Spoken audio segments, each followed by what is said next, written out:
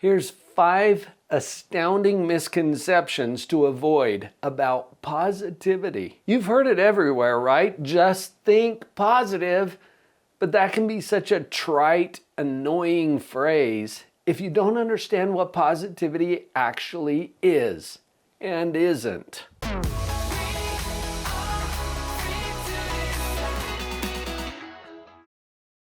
Here are 5 misconceptions about positivity and the truth about each one. Now you might be wondering, what do I know about positivity? I'm Dr. Paul Jenkins. I'm one of the leading experts on this topic as a positivity psychologist. And I get annoyed as well when I hear that phrase, just think positive, and you'll hear it from a motivational speaker or some guru on the stage without a real understanding of what it actually is. The first misconception about positivity is that positivity is simply ignoring or denying the pain or difficulty of a situation. The reason that's so annoying is because the pain is real and you feel it, right? When something happens in your life and it causes you pain, the last thing you want to hear is, oh, just think positive. There's a term flying around the media called toxic positivity. Toxic positivity is just that.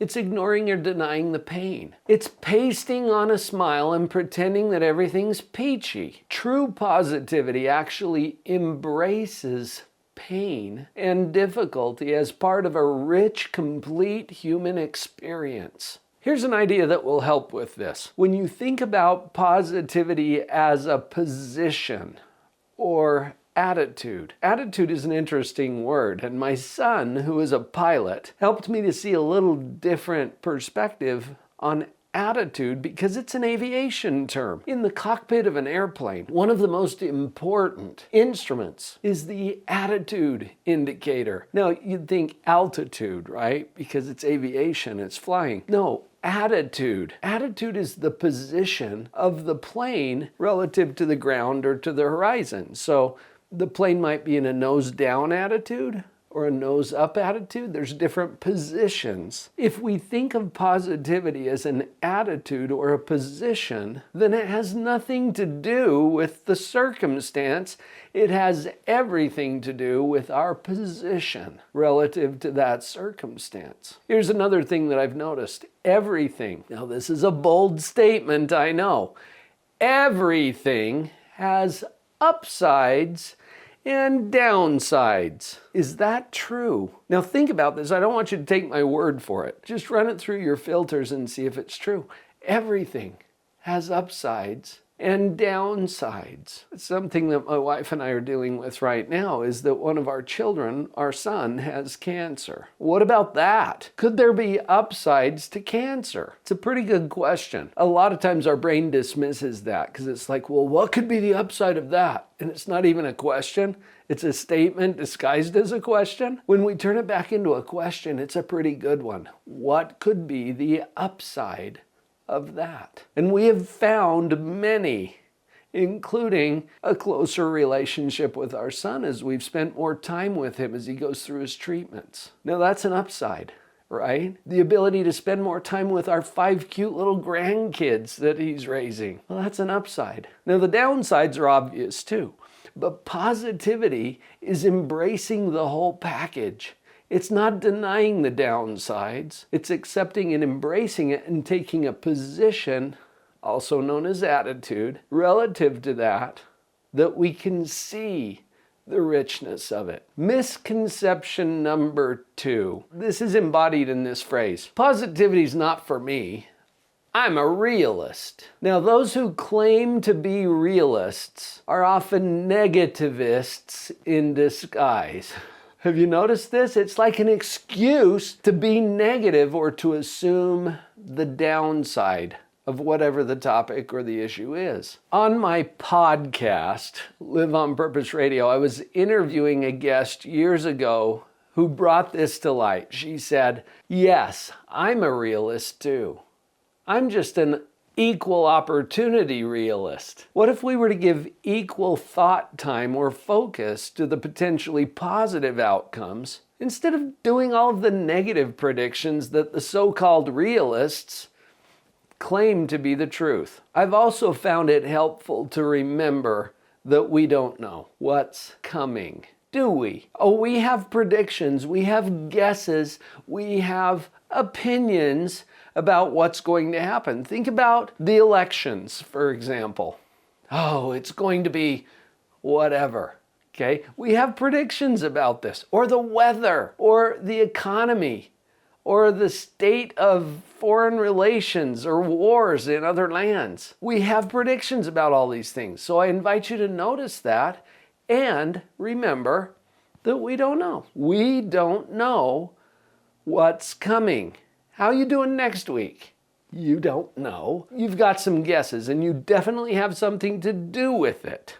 Don't forget that part. But you don't know. So whatever your prediction is a guess. It's imaginary. When you notice that, you can assume a position, also known as attitude, that serves you well. Since we don't know, what if we just pick, choose, select a position that serves us well? Is this ringing and resonating with you? If so, take a moment to click that subscribe button. You can subscribe to this channel and hit the notification bell so that you don't miss any of the content that's there to help you understand more clearly what positivity is. Here's misconception number 3. Positivity is unnatural, and that's why it's so hard. The truth. Positivity is only hard because default is down. And because something is hard doesn't make it unnatural. It just means that it's going in a particular direction. Now I'm going to geek out for just a minute on my science background, because early on in my schooling, I was really into the math and the science. In fact, my first major when I went to the university, chemical engineering. I've come a little way since then into positive psychology. But here's what I learned in my science background. There is a law of thermodynamics. It's the second law of thermodynamics. It's called entropy. And all it means is that things will always progress toward a more disorganized state unless you add force and intention to the equation. Well, what does that mean? It means if you drop a glass jar of marbles on a cement floor,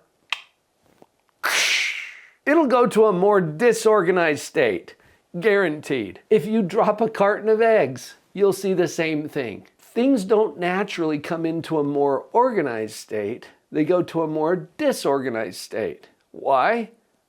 Gravity and other natural laws are in place here. That's true in our psychology too. And without intentional direction, we will proceed toward a more disorganized state. Positivity is a higher energy. Elevation requires effort. The work that is required doesn't make it unnatural. It's just an indicator that it's a higher energetic state. So that means positivity is not unnatural any more than work is unnatural. Misconception number 4. I've heard this one before too. People who say positivity are a choice are so annoying. They don't understand the real difficulties of life. I think this misconception comes from people who have some resistance. It's just like saying happiness is a choice. That can be annoying if you're not happy. Because why would I ever choose this? True. Why would you ever choose something that makes you more miserable? And the reason behind that, here's the truth. Until you see it as a choice, it isn't. In other words, you're going to run with your programming. Whatever you've been trained, taught, and educated to already think will become your default. People naturally fall to the level of their training and programming. This is completely consistent with what I already shared with you in misconception number 3. Remember, as we're talking about entropy and the second law of thermodynamics, you will naturally gravitate to whatever your training and programming already is. And most of that we didn't even choose. Like language, for example, I was programmed to speak English by people who didn't even give me a choice. And you were programmed in your native language by your parents, right? People who didn't even give you a choice, but that's your natural default now. You can learn another language, but it takes work and effort and intention. Misconception number 5. Positivity really doesn't change the outcomes. It just makes you feel better about the outcomes you get. Here's the truth. We've known forever that there is a correlation between positivity and success. Now, I've used the word positivity there. Sometimes we use the word happiness or satisfaction or other terms that are similar. But for years, we got it wrong. We got it backwards. We concluded that therefore, when we are successful, we will be happy. We can be positive at that point. But it's actually the other way around. When we are happy, we're more likely to experience success in any way that we measure it, whether it's financial or in relationships or other measurable aspects of success. It's the happiness that leads to the outcomes. And there's research that backs this up. We've also found that this is a trainable attribute. In other words, you can choose it and then you can practice it at a level that you can obtain mastery.